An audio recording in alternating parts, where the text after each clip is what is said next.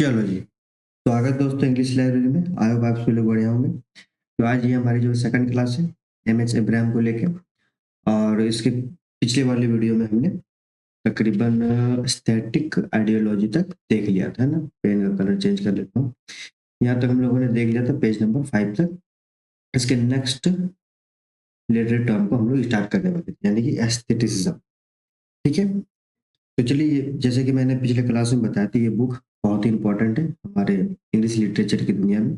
ये एक बेस तैयार करता है, और एक ऐसा बेस तैयार करता है जिससे हम लोग को कई जो लिटरेरी टर्म्स होते हैं, कई जो डिफिकल्ट वर्ड्स होते हैं, जो terms and figure of speeches, चाहे वो लिटरेचर में यूज हुआ हो या फिर कोई फ्रेंच का हो, जर्मनी का हो, कोई सा भी आपका जो टर्म्स होते हैं जो हमारे लिटरेचर में यूज होता है, उन सभी सभी टर्म्स को इस बुक में आप कह सकते हैं कि एक डिक्शनरी टाइप, एक क्रोनोलॉजी के टाइप में दिया हो। इसलिए बुक जो है हमारे लिए एक गीता, बाइबल, कुरान जो बोल रहा है सकते हो, ये बहुत इंपॉर्टेंट। ठीक, इस बुक से 30 से 40 क्वेश्चंस आपको देखने को मिलते हैं एग्जाम। ये श्योर एंड सडन है ना, बशर्ते आप पढ़ते कैसे हो, ये मायने करता है। तो चलिए स्टार्ट करते हैं बिना किसी देरी के। तो आज की जो हमारी टर्म है एस्थेटिसिज्म, इसके पहले वाले वीडियो में हम लोगों ने बात किया था एस्थेटिक आइडियोलॉजी को। एस्थेटिक मतलब होता है ब्यूटी, है ना, किसी के रिगार्डिंग कोई चीज की ब्यूटी, नेचर की ब्यूटी, आपका सिनारियो की ब्यूटी, कोई चीज की ब्यूटी, सौंदर्य जिसे बोलते हैं, उसको हम एस्थेटिक बोलते हैं। उससे बना एस्थेटिक आइडियोलॉजी, यानी कि उस प्रोस्पेक्ट में रहने वाले सोच जिसे हम आइडियोलॉजी कहते हैं, उससे बना एस्थेटिसिज्म, जो कि ये एक मूवमेंट बन गया, एक दौर बन गया। ये एस्थेटिज्म जो है इन इज लैटिन ट्रेटिस एंटाइटल एस्थेटिका। ठीक है, लैटिन में एक वर्क हुआ एस्थेटिका, जो एक मिनट जो आई, ये जो पब्लिश्ड हुई, ये पब्लिश्ड हुई 1715। एस्थेटिका कब पब्लिश्ड हुई? 1715। और the German philosopher philosopher Alexander Baumgarten ने अप्लाई किया था इस टर्म को सबसे पहले, द टर्म अप्लाइड एस्थेटिका को। ठीक है, एस्थेटिका को सबसे पहले अप्लाई किया था कि उन्होंने, अलेक्जेंडर बॉमगार्डन, जर्मन फिलोसोफर। ठीक है, ये हमारा एक क्वेश्चन बन गया, और ऐसे ही स्टेटमेंट बाय क्वेश्चन पूछा जाए, इसलिए कह रहा हूँ ये जो बुक है बहुत ही इंपॉर्टेंट है। ठीक है, इनकी वर्क क्या थी? एस्थेटिका, जो आई थी 1750 में। इन्होंने वर्ड यूज किया था एस्थेटिक। ठीक है, यहाँ वर्ड है ट्रीटीज। ट्रीटीज का मतलब होता है फॉर्मल ऐसे। ठीक है, मैं ये सब भी मेंशन करता जाऊंगा ताकि लोगों को समझने में दिक्कत ना हो, है ना। तो एस्थेटिक आई थी to the art of which the static and is the perfection of a sensuous cognition। यानी कि ये इस बुक में इन्होंने बताया था कि एस्थेटिक क्या है। एक aesthetic is a perfection of sensuous cognition. ये जो सेंस से हम लोग ब्यूटी को देखते हैं, जो सेंस से हम लोग कॉग्निशन करते हैं, हम लोग जो इम्बाइब करते हैं ब्यूटी को, उसे हम एस्थेटिक कहते हैं। ठीक है, इन प्रेजेंट यूजेस एस्थेटिक्स जो है, aesthetic designate the systematic study of all the fine art. हम लोग अभी इसको कैसे पढ़ते हैं? All the fine art as well as of the nature of beauty in our object, whether natural और आर्टिफिशियल। यानी कि हम लोग आज के दौर में एस्थेटिक को कैसे पढ़ते हैं? एक फाइन आर्ट के रूप में, एक फाइन ब्यूटी के रूप में, जो प्रेजेंट होती है नेचर में, है ना। नेचर ऑफ ब्यूटी, या फिर कोई ऑब्जेक्ट हो गया, या चाहे नेचुरल हो या फिर आर्टिफिशियल, यानी कि वो सुंदर होना चाहिए, इस सेंस में लेते हैं। लेकिन ग्रीक के समय में एस्थेटिक का मतलब लिया जाता था पर्टेनिंग टू सेंस परसेप्शन, यानी कि किसी चीज को सेंस के द्वारा परसेप्शन करना, इम्बाइब करना, उसे हम एस्थेटिक कहते थे। ग्रीक में कैसे करते थे? जो हम लोग इम्बाइब करते थे, जो सोचते थे सेंस के जरिए, उस सेंस के जरिए हम लोग एस्थेटिक को फील करते थे। लेकिन आज के दौर में ब्यूटी हर जगह है। ठीक है, चलिए, आई होप समझ में आया होगा एस्थेटिसिज्म। इससे हम लोग दो से तीन क्वेश्चन बन जाएंगे। एक एस्थेटिका, जो अलेक्जेंडर बॉमगार्डन का 1750, और ग्रीक में से क्या कहा जाता था, ये आपका दो मेजर कॉजेस हो गए। ठीक है, चलिए, और इसमें से आपको यहाँ पे European phenomena during the latter part of the 19th century that had headquarter France, ये सब जानने की जरूरत नहीं। चलते नेक्स्ट पेज में और देखते हैं नेक्स्ट पेज में क्या इंपॉर्टेंट। ठीक है, चलिए, तो जैसे जैसे एस्थेटिसिज्म आगे बढ़ा, जैसे जैसे लोग इससे जुड़ते गए, इस थ्योरी से लोग कनेक्ट करते गए, वैसे वैसे और भी थ्योरीज आने लगी, है ना। Rallying cry of aestheticism become the phrase, और ये एस्थेटिक, जैसे जो एस्थेटिक था, एस्थेटिज्म था, एक फ्रेज बना, आई आर्ट और आई आर्ट, ठीक है। एक फ्रेंच था, और इसका हिंदी मीनिंग होगी आर्ट फॉर आर्ट से, कि आर्ट को, एक वर्क को वर्क की तरह लेना चाहिए, एक आर्ट को आर्ट की तरह लेना चाहिए, उसमें ज्यादा इधर उधर की बातें नहीं करनी चाहिए, एक आर्ट को आर्ट की तरह लेना चाहिए। एस्थेटिक्स जो हमारे एस्थेटिज्म से जुड़े थे, उन्होंने ये बात कही, ठीक है। ये जो आर्ट फॉर आर्ट से था, ये एक फ्रेंच राइटर थे, फ्रेंच राइटर, एक मिनट,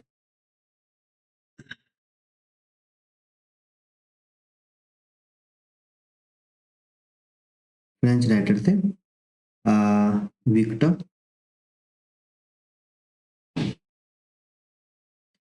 कौशल, इन्होंने इसे यूज करा था सबसे, ठीक है। चलिए अब आगे बढ़ते हैं हम लोग। The historical root of aestheticism are in the view proposed by the, इसका जो हिस्टोरिकल रूट था एस्थेटिज्म का, वो प्रपोज किया था किनके जरिए, by German philosopher Emmanuel can't, ठीक है। एमैनुअल कांट ने आपका प्रपोज किया था इनके वर्क में, इनका वर्क था क्रिटिक ऑफ जजमेंट 1790 में। ये इस बुक को आप लोग होल की पी जाओ, ठीक है। इसे अंदर से क्वेश्चन नहीं पूछते, लेकिन आइडेंटिफिकेशन मिलता है, यह करोड़ बार पूछा जाए, ठीक है। तो एमनुअल कांट की जो बुक थी क्रिटिक ऑफ जजमेंट, उसमें जो ये पब्लिश हुई थी 1790 में, है ना, इसमें इन्होंने स्टैटिसिज्म को प्रपोज किया था, that the pure aesthetic experience consist of disinterested, इन्होंने एक टर्म इसमें इजाद किया, disinterested contemplation of an object that please for its own सेक, इन्होंने कहा कि प्लीज फॉर इट्स ओन सेक, इस ब्यूटी को ब्यूटी की तरह ही लेना चाहिए, ठीक है। Without reference no reality, sorry, without reference to reality और टू दी एक्सटर्नल, यानी कि रियलिटी को, या sorry, without reference to reality, ना कि रियलिटी से कंपेयर किया जाए और ना कि एक्सटर्नल से, बस इसे ब्यूटी को ब्यूटी की तरह लेना चाहिए, आर्ट को आर्ट की तरह लेना, ठीक है। इन्होंने ये चीज इसमें कहा, ठीक है। उसके बाद नेक्स्ट जब हम लोग पढ़ते हैं तो एस्थेटिज्म वाज डेवलप्ड बाय बॉडलियर, है ना, जो पिछले वाले पेज में हम लोग देखें कि डेवलप किया था बॉडलियर के द्वारा, है ना। और ये जो ग्रेटली बॉडलियर जो थे, ये जो राइटर थे, वो ग्रेटली यानी कि बहुत बेहतरीन रूप से इन्फ्लुएंस थे, किससे इन्फ्लुएंस थे, बाय एडगर एलन पो, ये एक अमेरिकन राइटर थे, और इनकी वर्क थी द पोएटिक प्रिंसिपल 1850 में पब्लिश हुई, ठीक है। तो देखिए यहाँ पे एक पीवाईक्यू मिल गया आपको, यहाँ भी मिल गया कि ये क्या है, कि बॉडलियर किससे इन्फ्लुएंस्ड थे, एडगर एलन पो से, ठीक है। और इनकी एडगर एलन की पो की जो बुक थी वो पोएटिक प्रिंसिपल थी, जो 1850 में पब्लिश हुई। ये तो पीवाई की है कि नहीं मेरे को याद नहीं है, बट ये श्योर एंड सडन पीवाई की, ठीक है। इसलिए कह रहा हूँ ये बुक बहुत इंपॉर्टेंट है दोस्त, आप लोग जैसे जैसे पढ़ते चलोगे पता चले। नेक्स्ट जब हम लोग आगे बढ़ते हैं इसमें, तो poem written slowly for the poem saying it was later taken up, ठीक है। और in stream form of statics doctrine of art for art's sake viewed into the, ठीक है, घुमा फिरा के वही बातें कही गई है। चलिए अब इसमें नेक्स्ट पॉइंट बनता है the view of French aestheticism were introduce into Victorian England, यानी कि जो फ्रेंच से जो एस्थेटिसिज्म आई थी, है ना, वो इंट्रोड्यूस हुई विक्टोरियन इंग्लैंड, कब हुई, सॉरी, इंग्लैंड में इंट्रोड्यूस किया गया था, किसके द्वारा, बाय वॉल्टर पैटर्न, ठीक है। चलिए ये भी आपका एक क्वेश्चन बन सकता है, इससे एमसीक्यू हो सकता है ना। फिर जब आगे बढ़ते supreme value of beauty and the love of art for its own से, हर जगह यही बातें कही, ठीक है, एक्सप्रेस दी, ठीक, such Oscar Wilde, Arthur Symons, Lionel Johnson as well as by JM Whistler and the, ठीक है, ये सारे राइटर इससे जुड़े थे। हम्म, the influence of the ideas, stage aestheticism, especially the view of autonomy of a work of art, the influences on the importance of craft industry. चलिए ठीक है, इसमें और कुछ हमारे एग्जाम पर्सपेक्टिव से इम्पोर्टेंट नहीं। इसमें जो आप हर एक टर्म्स के आगे, लिटरेरी टर्म्स के आगे देखोगे कि ये सब कुछ राइटर्स के पॉइंट दिए गए, ठीक है, यानी कि राइटर्स को बताया गया उनके वर्क, ठीक है। तो इसको आपको एडिशनल नॉलेज रखना है, एडिशनल पढ़ना है कि कौन से किसके बुक है। इससे क्या होगा कि आपके मैथ्स के कॉलम में बहुत हेल्प मिलेगी। जैसे कि विलियम गौर, इनकी वर्क आई थी द एस्थेटिक एडवेंचर, पब्लिश हुई थी 1945, ठीक है। फिर जब आप आगे बढ़ोगे तो फ्रैंक कॉर्मर, इनकी आई थी रोमांटिक इमेज 1957, ठीक है। इसमें से इंपॉर्टेंट मैं देख रहा हूँ सिर्फ M H Abraham, art such the psycho sorry sociology of modern aesthetic, ठीक है, सच। फिर जब आगे बढ़ोगे ठीक है, तो एडिशनल आप लोग देख लेना, अदरवाइज बुक कंप्लीट नहीं हो पाएगी, ठीक है। चलिए, नेक्स्ट जो हमारी टर्म है वो है एस्थेटिक, सॉरी, नेक्स्ट टर्म है हमारी अफेक्टिव फैलेसी। यहाँ भी ये जो टर्म्स है ये दिए गए हैं इस बुक, जो इस कोई राइटर और फिर उनके बुक को दिया गया है, तो आप लोग इसको एडिशनल पढ़िएगा, ठीक है। चलिए, बाकी मैं मेन मेन पॉइंट और पीआईक्यू आपको दिखाता जा रहा हूँ। इफेक्टिव फैलेसी, इफेक्टिव फैलेसी क्या होता है, सबसे पहले हम ये समझते हैं। फॉर एग्जाम्पल कोई वर्क है, कोई पोज है, कोई ड्रामा है, कोई पोएट्री, कुछ में उसमें हम लोग इमोशनली अटैच हो जाते हैं, है ना, इमोशनली अटैच हो जाते हैं और हम लोग फील करने लगते हैं उस कैरेक्टर को, उस कैरेक्टर को फील जो हम लोग कर रहे हैं वही इफेक्ट है ना, वही इफेक्ट हो हमको, उसी की फैलेसी, यानी कि उसकी गलती मान सकते हैं, हिंदी से अगर बोले तो प्रभाव की गलती। जैसे कि स्टेज पे कोई सो रहा है, कोई ड्रामा चल रहा है, उसमें हीरो प्रोटैगनिस्ट जो है हमारा वो डेथ कर गया, हम लोग फील कर रहे हैं, हम लोग मौन कर रहे हैं, अफसोस मना रहे हैं कि वो मर गया, तो इफेक्टिव फैलेसी हो गया, जबकि वो सच में नहीं है। इसी की बात करता है आपका इफेक्टिव फैलेसी, ठीक है। तो इफेक्टिव फैलेसी जो है इन एन ऐसे published in 1946, W K Vincent and Monroe C बेयर्सली, ये जो राइटर्स थे, इसमें करोड़ ने 2 करोड़ बार पूछा गया होगा, ठीक है, चाहे सेट हो यूजीसी कोई से भी। तो 1946 में अफेक्टिव फैलेसी को इजाद किया था किसने, W K Vincent and Monroe C Beardsley, define the affective fallacy. इन्होंने इफेक्टिव फैलेसी को डिफाइन किया as the error of evaluating a poem by its effect, है ना। जैसे डेफिनेशन दिया है affective fallacy, the error of evaluating, किसी को आंकना है poem by its effect, effects के द्वारा उसे आंकना कि कितना आपको फील हुआ, specially its emotional effect, specially किसका, इमोशनल इफेक्ट्स को देखना अपॉन द रीडर, ठीक है। ये आपका स्टेटमेंट हो गया, ये आपको समझना है कि इफेक्टिव फैलेसी क्या होता है। आप देखते हैं कौन कौन से इससे जुड़े हैं। पहला तो ये हो गया कि उन्होंने इजाद किया इफेक्टिव फैलेसी तो 1946 में, डब्ल्यू को विंसेंट एंड मुंडो से बेयर्स, ठीक है। चलिए, अब हम आगे बढ़ते हैं। तो इंड्स कहाँ तक थे, यहाँ तक। As a result of this fallacy the poem itself as an object of specifically critical judgement, और पोएम जो है खुद एक क्रिटिकल जजमेंट दे सकता है, बाय बाय कैसे, by his emotional effects tend to disappear so that criticism ends in impressionism and relativism, ठीक है। एंड्स करता है किसी इंप्रेशन से और जो संबंध बना लेता है रिलेटिविज्म, ये आपका है कि स्टेटमेंट होगी। चलिए, उसके बाद कुछ राइटर थे जैसे आई रिचर्ड्स जो थे, इनका वर्क था प्रिंसिपल ऑफ लिटरेरी क्रिटिसिज्म, जो पब्लिश हुई थी 1923। ये भी पीवाईक्यू है आपका, ये पीवाईक्यू, ये भी बहुत बार पूछा जा चुका है, ठीक है। इसके डेप्थ में नहीं पढ़ना है, बस नाम जान लिए, पब्लिकेशन में काफ़ी है, ठीक है। जिसकी जरूरत होगी मैं बता दूंगा। तो आइए रिचर्ड की वर्क आई थी प्रिंसिपल ऑफ लिटरेरी क्रिटिसिज्म, जो कि इफेक्टिव फैलेसी के एग्जाम्पल को बताती है, ठीक है। चलो, Beardsley later modified that earlier claim by admission that it does not appear that critical evaluation can be done at all aspects in relation to certain type of effect that static object have upon their perceivers, यानी कि पहले मुझे बात कर देता हूँ, ठीक है। ये स्टेटमेंट आपको ध्यान रखना है, क्या है, इसमें घुमा फिरा के बात वही कही गई है कि जो राइटर है हमारे बियर्डस्ली लेटर, मतलब बियर्डस्ली ने अपने स्टेटमेंट को बाद में चेंज किया कि it doesn't appear that critical evaluation can be done at all aspect related to certain type of effect.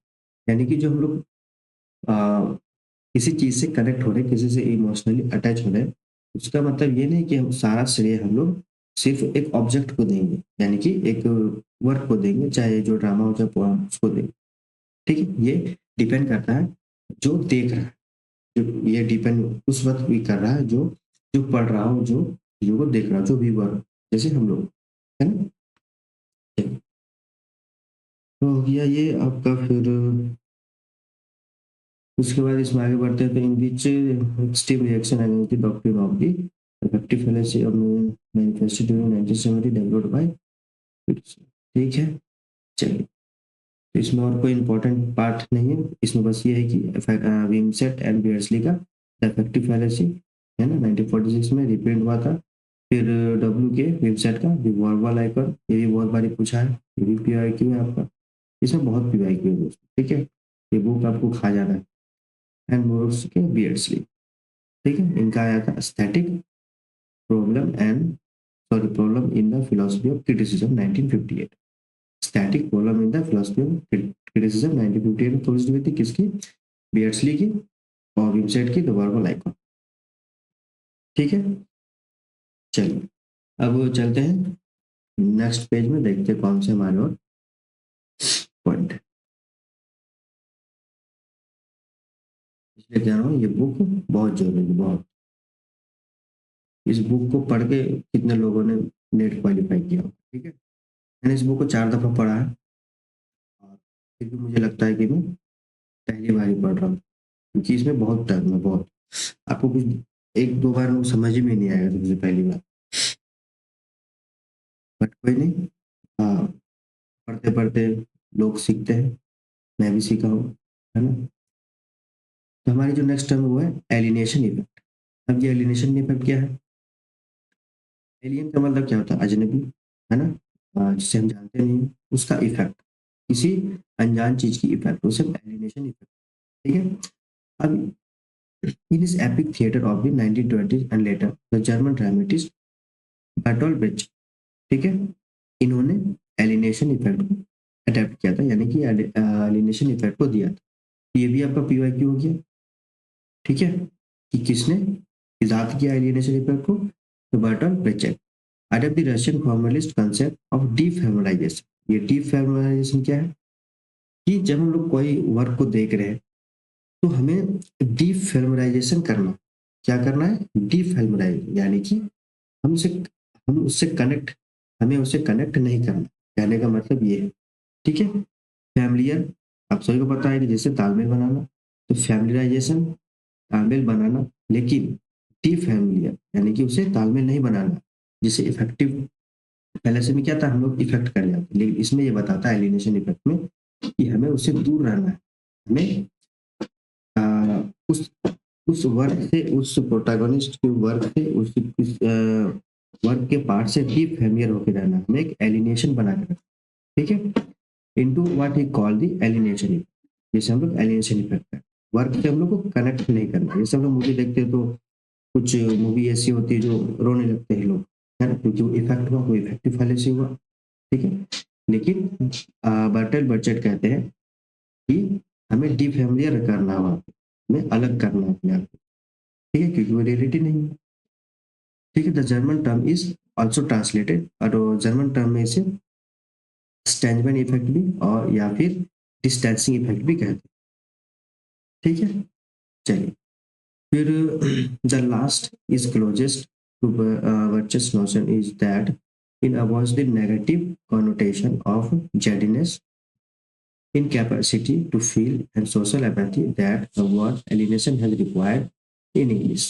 मतलब वही कहा कि जैडनेस का मतलब होता है कि बार बार किसी चीज को दोहराना तो वो बेकार हो जाता है ना, बार बार किसी चीज को करना तो बेकार हो जाता है, तो उससे भी एलिमिनेशन इफेक्ट हो जाता है, क्योंकि बोर हो जाता है इंसान, वो खुद अलग कर देता है दूसरे को, है ना। जैसे मैं एक कहानी आपको सुनाऊंगा तो आपको कनेक्ट होकर सुनेगी, जब नेक्स्ट टाइम बोलूंगा तो थोड़ा कनेक्ट, फिर मैं से बार बार बोलूंगा तो आप उससे डिफेमलाइज हो जाएगी, उससे खुद अलग हो जाएगी, है ना। चलिए। ये हो गया। फिर जब आगे बढ़ते हैं हम लोग तो मिलता है एलेगरी। एलेगरी तो सबको पता होगा कि किसे कहते हैं।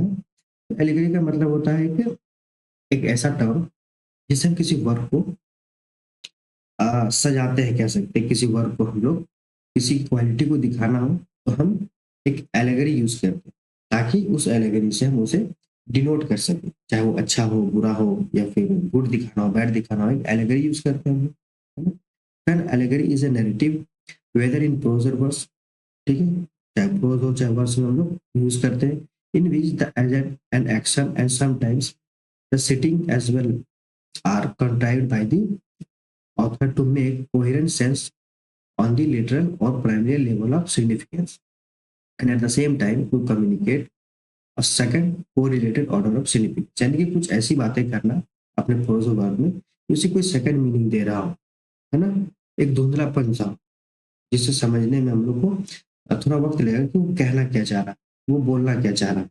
एक लिटरल मीनिंग पैदा होता है, एक एक प्राइमरी लेवल की सिग्निफिकेंस हो जाता है, ठीक है, एक कोहेरेंस सेंस देता है। लेकिन वो कोहेरेंस सेंस ऑथर देना चाह रहा है, लेकिन वो एलेगरी यूज किया उसमें, तो उस एलेगरी से हम लोग सेंस निकाल रहे हैं कि वो कहना क्या चाह रहा है, वो क्या डिनोट कर रहा है इस एलेगरी से, मतलब सजाना उस चीज, ठीक है। We can distinguish two main types, historical and political. हाँ, ऑब्वियस सी बात है, या तो हिस्टोरिकल एलेगरी यूज कर दे या पॉलिटिकल एलेगरी। जैसे मैंने किसी को ट्रॉय बोल दिया, सपोज अलेक्जेंडर द ग्रेट, किसी को मैंने बोला तो एलेगरी हो गया उसके लिए, है ना, ये हिस्टोरिकल हो गया क्योंकि हिस्ट्री के बात। पॉलिटिकल हो गया तो मैंने बोल दिया कि वो नरेंद्र मोदी इस फील्ड में, तो नरेंद्र मोदी एलेगरी हो गया उसके लिए। तो इस टाइप का हम लोग एलेगरी यूज करते हैं, ठीक है। चलिए, अब एलेगरी तो भाई हर जगह यूज होगा, हर चाहे नॉवल बोल बुक कुछ भी उठा लो, है ना।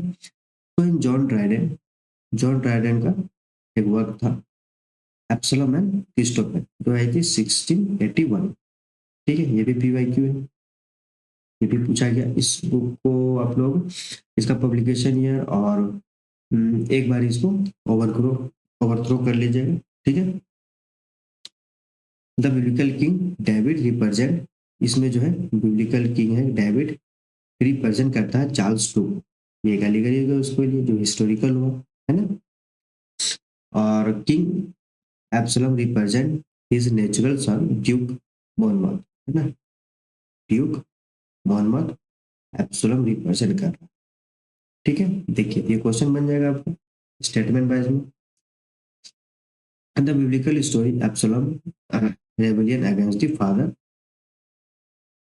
ठीक है, सैमुअल रेबेलियन ऑफ मोहम्मद, ठीक है। चलिए, अब जब आगे बढ़ते हैं हम लोग तो हमें मिलता है जॉन बनियान, इनकी बुक थी द पिलग्रिम प्रोग्रेस, ठीक है, ये आई थी 1678 में, भी ये भी मैच द कॉलम में आया हुआ, ठीक है, मैच द कॉलम में। तो जॉन बनियान की बुक थी पिलग्रिम प्रोग्रेस, इसमें भी एलेगरी यूज हुआ। ऑब्वियस बात है, एलेगरी हर बुक में यूज होता है, ठीक है, क्योंकि बिना एलेगरी के आप स्ट्रेट कैसे लिखोगे, लिखोगे थोड़ी मुश्किल होती है। चलो नेक्स्ट चलते हैं हम लोग और देखते हैं कौन कौन सा इम्पोर्टेंट राइटर। तो a frame example of episodic allegory is the encounter of Satan, ठीक है। एपिसोडिक एलेगरी भी यूज हुआ है, सैटर्न, सैटर्न किसमें, with his daughter scene, Saturn का डॉटर कौन था, सीन, और उसके डेथ, ठीक है। who is represented allegorically as the son born of their incestuous relationship, ठीक है, यानी कि कह सकते हैं कि थोड़ा क्लीशी सा रिलेशनशिप, इसमें जॉन मिल्टन के पैराडाइज लॉस्ट में यूज हुआ है बुक टू में। देखिए बुक टू में ये बुक तो आपको एग्जाम में पूछा जा सकता है कि किस बुक में 1 ईयर 2 में आपका क्या कहते हैं सैटर्न और विथ हिज डॉटर सेन की क्या कहते हैं बताया गया या रिप्रेजेंट किया गया, ठीक है। चलो फिर second type of sustain eligible idea certain device is the personification abstract, ठीक है। अब एलिजिबल तो बहुत बुक में होगा, तो द बनियान का द प्रीवियस प्रोग्रेस तो ठीक है। फिर क्रिश्चियन डॉक्ट्रिन ऑफ सैल्वेशन जानना होगा, चलिए ठीक, ये सब घुमा फिरा के बातें कही गई है कि किस किस बुक में हुआ है, ठीक है। तो एग्जाम्पल पर किस इंपॉर्टेंट है ये। फिर work that are primarily non allegory and introduce allegorical imagery, the personification of abstract interactive perform, ठीक है। Family instance are the opening line of Milton, John Milton का वर्क था L Allegro and Il Penseroso, जो आई publish हुई थी 1645, ठीक है। Milton L L L Allegro का मतलब होता है सैड मैन या सैड पर्सन, ठीक है। और अल एंसरोसो का मतलब हैप्पी हैप्पी पर्सन और फिर हैप्पी मैन, ठीक है।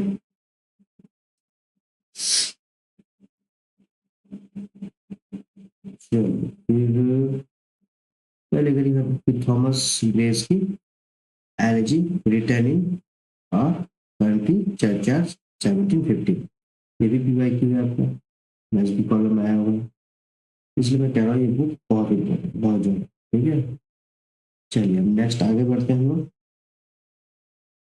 Allegory is a narrative strategy. Obviously बात ये narrative strategy which may be employed in any literary form of genre, क्योंकि हर जगह आपका वर्क ये किया जा सकता है, ठीक है। Every man in an allegory in the form of morality play, every man work थी जिसमें मोरालिटी प्ले के रूप में काम किया गया, ठीक है। ड्यूरिंग प्रोग्रेस मनियान की रिलीजियस थी और एडमंड स्पेंसर की द फेरी क्वीन आई थी 1590 से 96, इसमें भी यूज हुआ है। ये बुक को आपको इसके पॉइंट्स को देखना है, ठीक है, वो जो भी है। फिर जोनाथन स्विफ्ट गुलेवस ट्रेवल, ठीक है, two voyage to Lilliput and पैगोडो, ये आई थी 1726 में। ये बुक भी इंपॉर्टेंट है, इससे पूछा गया क्वेश्चन जिसे आपको डिटेल में देखना है, ठीक है। फिर जब आगे बढ़ते हैं तो विलियम कॉलिंस और ऑन दी पोएटिक कैरेक्टर 1745, फिर जॉन किट्स मे का सटल यूज ऑफ एलिगरी, ये भी यूज किए हैं किसमें, और टू आर्ट वन जो 1820 में है, जॉन किट्स की बुक है, ठीक है। और ये इनकी जो शायद 6 से 7 ऑड थी, उसमें से ये लास्ट थी शायद, हाँ ये लास्ट ऑड थी इसकी, ठीक है। और मोस्ट सेंसस सेंसस और भी सीखा, ठीक है। चलो अब चलते हैं फिर नेक्स्ट पॉइंट पे, देखते हैं क्या क्या है। हम्म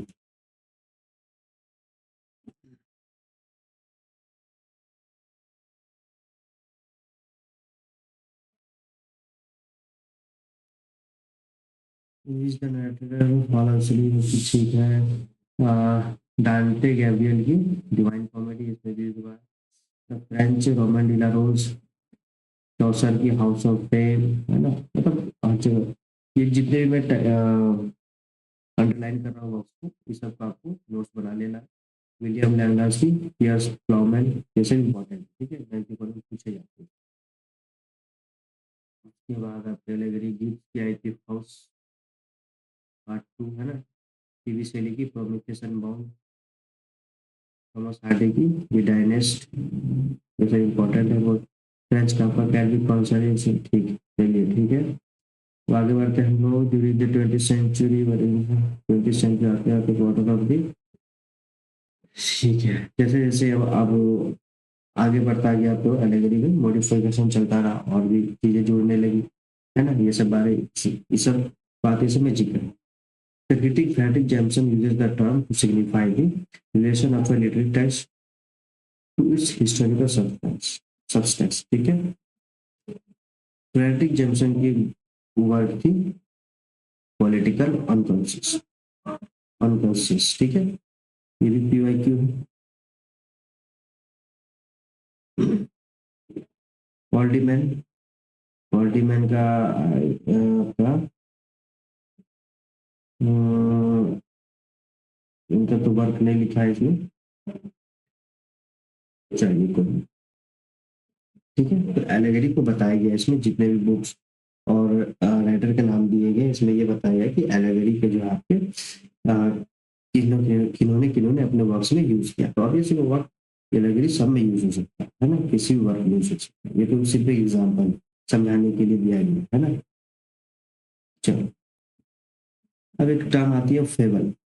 ठीक है, तो फेबल का मतलब होता है, इसे अपलॉग भी कहते हैं। और इसका मतलब क्या होता है, फेबल का मतलब होता है अ शॉर्ट नैरेटिव, एक छोटी सी कहानी इन अ प्रोज या फिर वर्स, प्रोज या वर्स में कहानी, that exemplify an abstract moral thesis. ठीक है, मोरल थीसिस या फिर प्रिंसिपल ऑफ ह्यूमन बिहेवियर को बताना।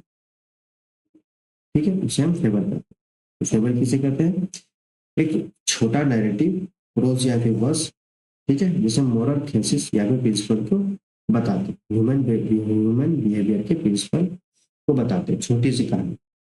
एक होता है बीस्ट फेबल, जो यहाँ पे दिया है। बीस्ट फेबल का मतलब होता है आपका एक एनिमल टॉक, क्योंकि एनिमल बात कर रहे हैं एक दूसरे से। जैसे आपने वो मूवी देखी होगी टाइगर देखी, जो टाइगर बात कर रहे होते हैं, तो उस एनिमल टॉक को हम लोग बीस्ट फेबल बोलते हैं, and act like the human type. और वो ह्यूमन टाइप की तरह एक्ट कर रहे वो जो एनिमल है, उसे हम बीस्ट फेबल कहते हैं।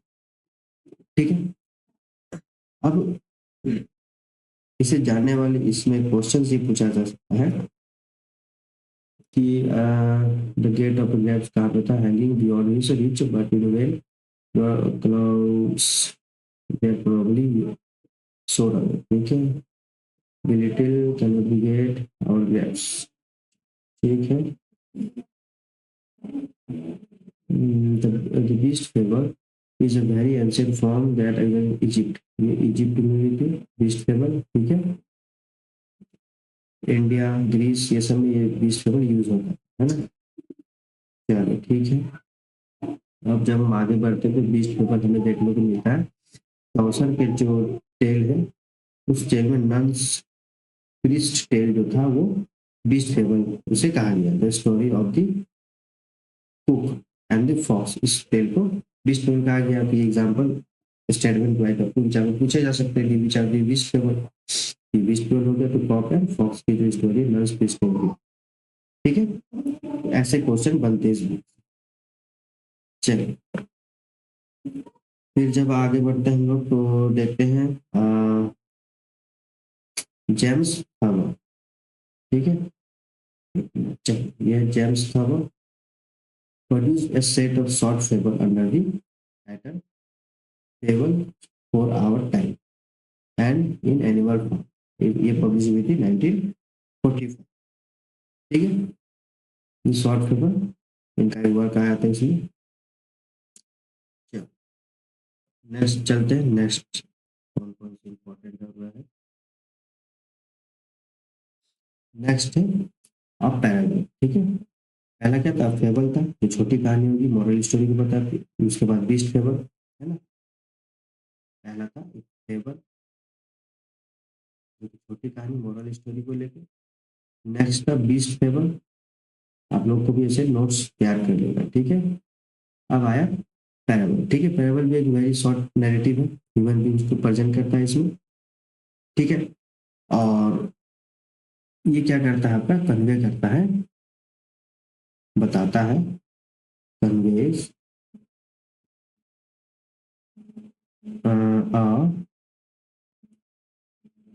मोरल या फिर स्पिरिचुअल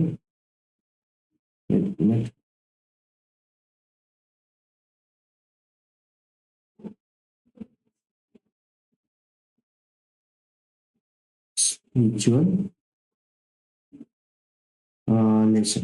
ठीक है, इसे अब पैराबल का, सॉरी पैराबल का। ठीक है, पैराबल क्या हो गया, जो बताता है मोरल स्पिरिचुअल लेसन बताता है, ह्यूमन बींग्स को प्रेजेंट करता है। ठीक है, तो ये हो गया आपका पैराबल। अब हो करते हैं तो Mark Turner are greatly extended use employs forever to signify any projection of one story into another. ठीक है, मार्क टर्नर ने क्या बताया, प्रोजेक्शन ऑफ वन स्टोरी को, एक कहानी को बताना इनटू अनदर अनदर के रूप, इनके स्टेटमेंट। ठीक है, अब आगे बढ़ते हैं हम लोग। नेक्स्ट है हमारा एग्जाम्पल।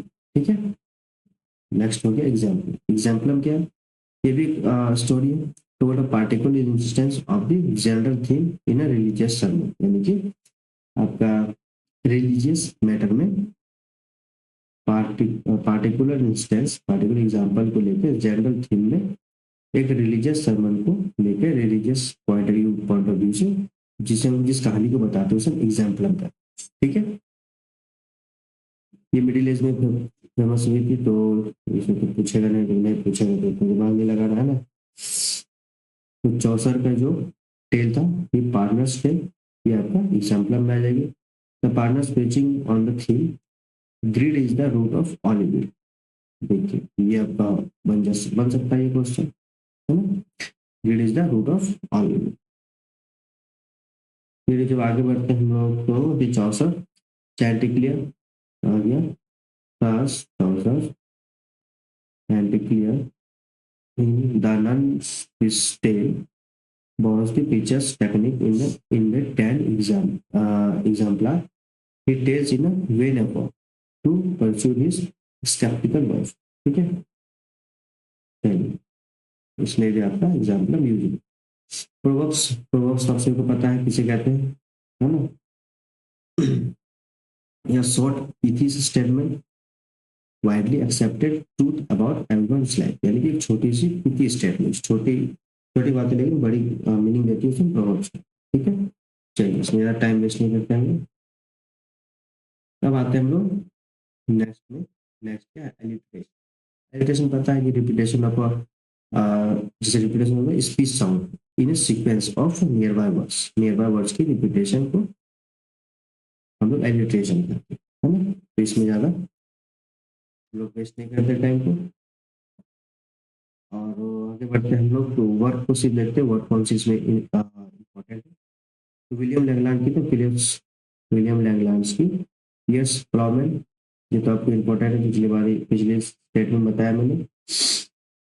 ठीक है, इसमें एग्जांपल देते हैं, in summer season when soft voice song. देखिए अब एस एस एस एस ये रिपीट है, एलिट्रेशन होगी, एग्जांपल दिया गया है ना। तो इसमें ज़्यादा दिमाग नहीं लगाना है, बस देख लेना, क्योंकि फिगर ऑफ स्पीच हमारे एग्जाम में कभी पूछे है।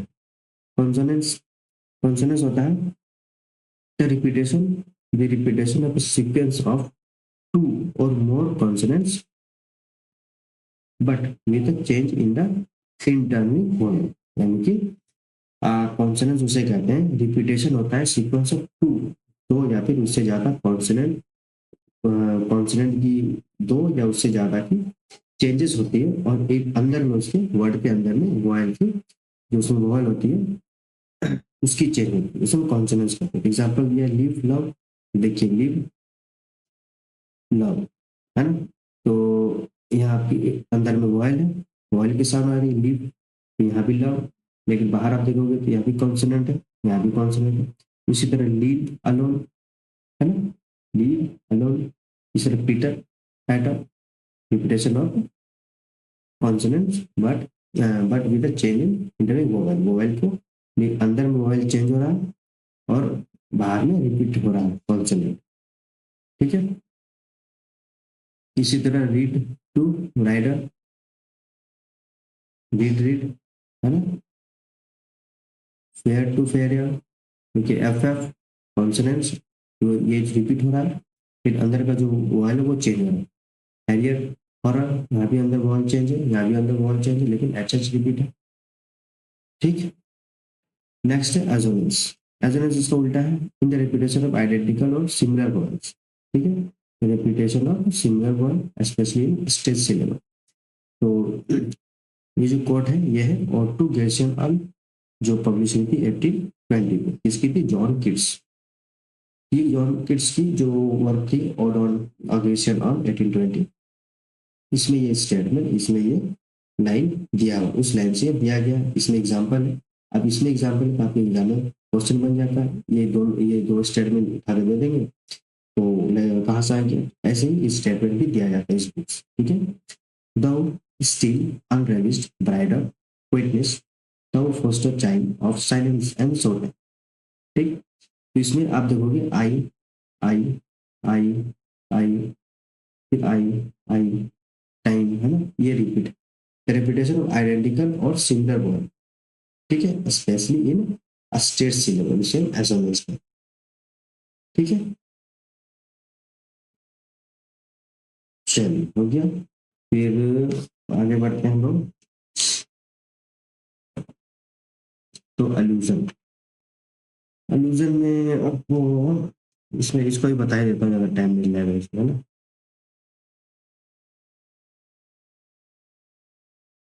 अल्यूजन किसे कहते हैं, अल्यूजन जो कि वो हो जो क्लियरली देखा ना जा सकता है ना, उसे हम अल्यूजन कहते हैं।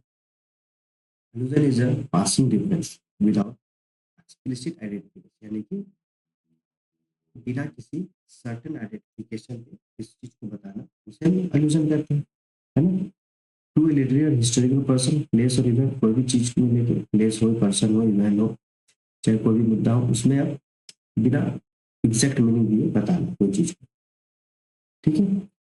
तो एलिजाबेथन थॉमस नैशी की वर्क थी litany in times of play, ठीक है। इसमें जैसे एग्जांपल दिया, देखिए ये थॉमस नैशी का litany in times of play, इसमें ये जो स्टेटमेंट, ये जो स्टेंजास दिए गए, इसी से लिए गए, तो एग्जाम्पल उसको किस इंपॉर्टेंट है। इसमें बताया गया brightness fall from the air, queens have died young and fair but have close Helen eyes, तो हेलन आपका रिप्रेजेंट कर रहा है, अलूड कर रहा है हेलन ऑफ ट्रॉय को, है ना। ये बताया गया कि एल्यूजन कैसे यूज किया है, ठीक है। नेक्स्ट जब आगे बढ़ते तो टी एस एलियट की वेस्टलैंड 1920 पब्लिश हुई, ये बहुत इंपॉर्टेंट है। ये तो पीजीटी टीजीटी के लिए सब में इंपॉर्टेंट है, ठीक है। The chair she sat in like burnished फोन ग्लोन ऑन दी मार्बल, ये भी उस वेस्टलैंड की लाइन है, ये भी दे देंगे बीच में तो टेंशन हो जाएगा, है कि नहीं। चलो नेक्स्ट चलते हैं। अल्यूजन तो यूज होता ही है, फिर क्रिस्टोफर एंड स्टेला इसमें भी यूज होगा, ठीक है। एलिजाबेथन सोनेट है किसकी थी, सर फिलिप सिडनी की, क्रिस्टोफर एंड स्टेला, ठीक है। इसको भी जानना है आपको। तो एडिशनल नॉलेज दे देता हूँ कि एस्टोफेल जो थी वो एक स्टार लवर था, स्टार लवर, और स्टेला तो कहते थे स्टार, ठीक है। चलो नेक्स्ट चलते हैं।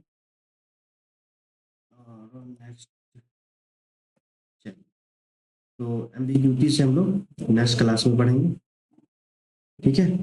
वरना वीडियो बहुत लंबी हो जाएगी, तो वीडियो अगर अच्छी लगी तो लाइक सब्सक्राइब कर दीजिए और शेयर कर दीजिए जितना हो सके, ताकि मुझे मोटिवेशन मिले, है ना।